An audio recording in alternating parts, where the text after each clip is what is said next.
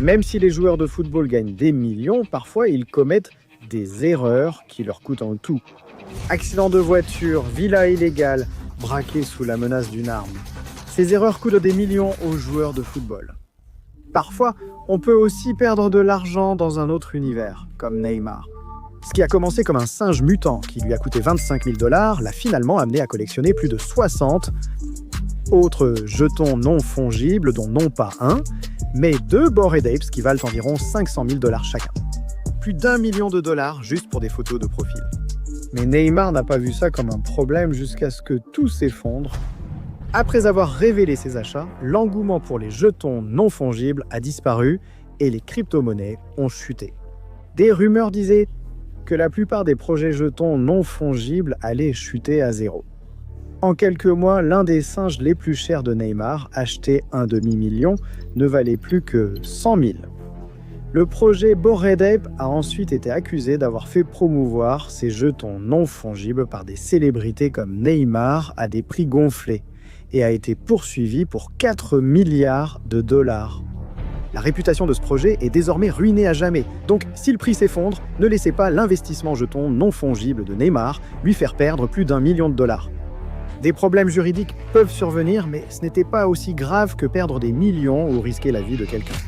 Comme l'achat de Cristiano Ronaldo, Ronaldo est connu pour avoir tous les véhicules imaginables, mais son achat préféré était une Bugatti Veyron qui lui a coûté 2 millions de dollars. Cette voiture faisait le buzz à chaque fois qu'elle sortait dans la rue, ce qui semblait être une bonne chose jusqu'à ce que Ronaldo parte en vacances en famille. Il vivait le meilleur moment de sa vie, mais ne pensait qu'à sa Bugatti.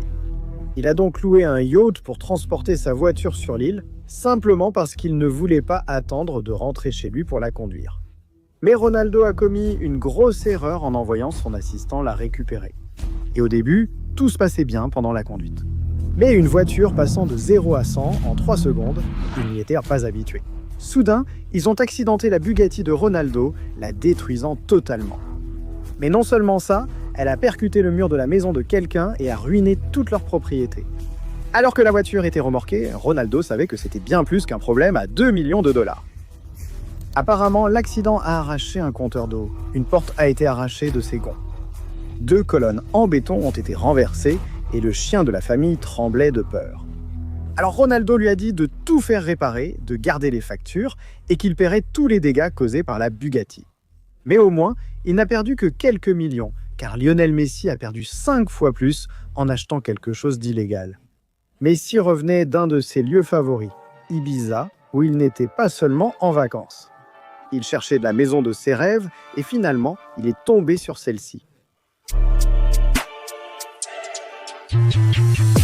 Voici le paradis de Messi, et il avait tout ce dont une superstar a besoin.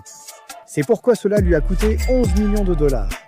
Mais juste après avoir signé les papiers, Messi est devenu suspect dans une affaire criminelle très médiatisée. Le gouvernement a déclaré que sa nouvelle maison était illégale. Apparemment, Messi a acheté cette baraque à un homme d'affaires louche qui cachait des choses au gouvernement. Quand il a acheté le manoir, il n'y avait à l'origine que 4 chambres, mais il a fini par agrandir sa propriété et a ajouté 2 pièces de plus sans que le gouvernement ne le sache. Il n'y avait aucune planification légale, pas de permis de construire ni de certificat d'occupation, pourtant obligatoire en Espagne. Ce n'est qu'après la mise en vente du manoir et l'achat par Lionel Messi que quelqu'un a remarqué le problème. Lionel Messi ne pouvait pas vivre dans sa nouvelle maison avant de régler la situation. Et même s'il a fait appel à ses avocats pour défendre l'affaire, la seule option était pour lui de démolir la moitié de sa maison. Lionel Messi a dépensé 11 millions de dollars pour voir son achat détruit. Mais la fortune de Paul Pogba l'a exposé à un braquage armé. Paul Pogba était le dernier dont on s'attendait à ce qu'il soit confronté à une situation de vie ou de mort. Après avoir signé des contrats de plusieurs millions, il a envoyé de l'argent à sa famille en France, hébergé des amis gratuitement et soutenu ses proches pendant plus de 10 ans. Mais un jour, la générosité de Paul Pogba a été exploitée. On a dit à Paul Pogba que quelqu'un de proche avait volé sa carte de crédit et acheté quelque chose pour 200 000 $. Paul Pogba, ayant perdu confiance en tous, a cessé d'aider son entourage et les a écartés pour se recentrer sur lui-même. Mais c'est à ce moment-là que les choses sont devenues mortelles. Un soir, des criminels ont frappé à la porte de Paul Pogba. Mais en ouvrant la porte, Pogba s'est retrouvé face à une arme. Ils l'ont forcé à monter dans une voiture, l'ont emmené dans un lieu secret et ont menacé Pogba de le tuer s'il ne leur versait pas 13 millions de dollars. Il a payé, alors ils l'ont laissé partir. Cette transaction a sans doute sauvé Pogba, mais il savait qui l'avait enlevé. Pogba a reconnu les voix, alors il a appelé la police, leur a dit que c'était son ami d'enfance et son propre frère, Mathias. Il n'a donc pas fallu longtemps pour que la situation fasse la une partout. L'enquête policière en France et en Italie révèle que Mathias Pogba et des amis d'enfance ont tenté d'extorquer de l'argent à Paul Pogba. Des menaces ont eu lieu, ils sont venus chez lui.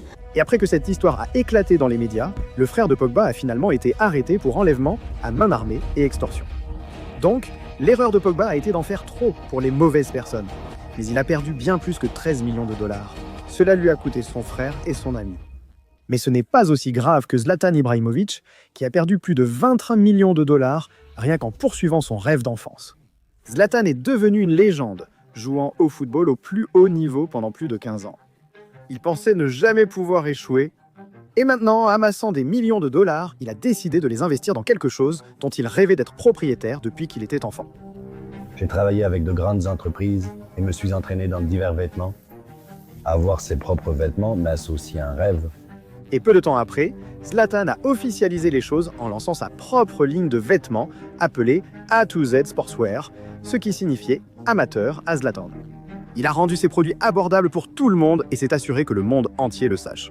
Zlatan portait ses vêtements lors des interviews, sur Instagram, et a même réalisé certains des sketchs les plus ringards de YouTube avec eux. Pourquoi ne dirions-nous pas simplement de bons boxeurs, tout simplement? De telles blagues empêchaient qu'on prenne sa marque au sérieux. Zlatan a donc rapidement commencé à perdre des millions. Initialement, il voulait que sa marque devienne le prochain Nike ou Adidas. Sans tester le marché, il a fait concevoir ses produits avec des matériaux haut de gamme, rendant tout cher. Mais même s'il continuait à promouvoir ses vêtements. C'était surtout des produits avec un logo de A à Z, donc les fans n'avaient pas envie d'acheter ses vêtements, car ils n'avaient rien d'unique. Zlatan a rapidement commencé à perdre 2 millions de dollars par mois.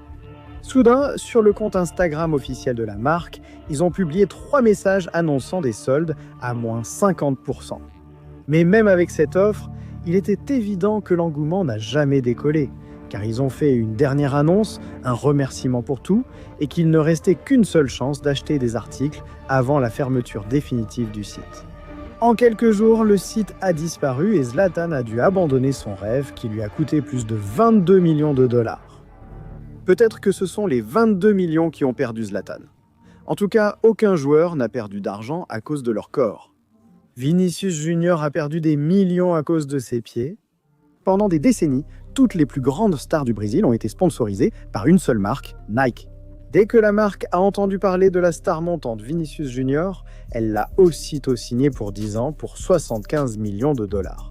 Le football se passait bien et maintenant il avait de l'argent garanti. Il pensait donc pouvoir se concentrer sur le fait de devenir un grand joueur tout en étant un élément clé de leur marque. Mais aussi vite que tout montait pour Vini, Nike a tout fait s'effondrer. Une fois que Vini a signé avec l'un des clubs les plus prestigieux du football, le Real Madrid, cela a été un tournant dans sa carrière, passant d'une star à une superstar. Mais Nike n'a pas apprécié car le club que Vini a rejoint était sponsorisé par leur rival Adidas. Nike pensait maintenant que s'ils donnaient à Vini la moindre opportunité d'être sous les projecteurs, cela revenait à donner de la reconnaissance à leur plus grand concurrent. Nike a tout fait pour freiner l'ascension de Vini vers le statut d'icône mondiale. Tout a débuté lors du parcours du Real Madrid en Ligue des Champions, où Vini a brillé avec 4 buts en 6 matchs, menant son équipe à la première place. Tout au long de son parcours, Vini n'a reçu que d'anciens modèles de crampons Nike, comme ses Mercurial, au lieu de pouvoir présenter les nouveautés de la marque. On dirait qu'il ne lui envoyait que d'anciens modèles pour limiter l'attention reçue. Mais comme Nike vaut des milliards, on sentait que Vini était mis à l'écart. Et après cet incident, Nike a rendu la situation mondiale, le 24 novembre 2022. C'était la Coupe du Monde, le plus grand événement du football. Quel meilleur moment pour Nike de lancer l'une de ses plus grandes pubs. Le problème entier, c'est que tout au long de la vidéo, on pouvait voir plein d'autres athlètes de Nike. Ils ont même laissé Phil Foden, sous contrat modeste avec Nike, faire un caméo. Mais leur star brésilienne la plus populaire, Vini, était introuvable. Ce qui est fou, c'est que ça a fini par devenir l'une des plus grandes publicités de Nike pour la Coupe du Monde, atteignant 8 millions de vues. Ça aurait donc pu être une énorme opportunité pour Vini de gagner des fans. Mais peut-être que son absence dans la publicité n'était qu'une coïncidence. Ou du moins, c'est ce que je pensais, jusqu'à ce que Nike sorte une deuxième publicité qui mettait en avant le dernier coéquipier populaire de Vini, Rodrigo, et une autre vidéo présentant les nouveaux jeunes du Brésil pour la Coupe du Monde, avec quasiment tous les stars brésiliens sauf Vini. Après avoir été écarté des publicités virales et reçu du matériel dépassé, Vini pensait que Nike allait bientôt l'abandonner. Alors au lieu de le laisser faire la une des journaux en l'annonçant, Vini l'a tout simplement fait. Il a été révélé qu'il était énervé et voulait rompre son partenariat. Même les fans affirment qu'ils trouvaient que son contrat était dépassé parce qu'il a gagné des millions d'abonnés sur ses réseaux sociaux. Il estime ne pas recevoir assez d'attention malgré sa notoriété et porte encore leurs anciens modèles de chaussures. Peu après, Vini a engagé ses avocats qui ont lutté pour rompre son contrat.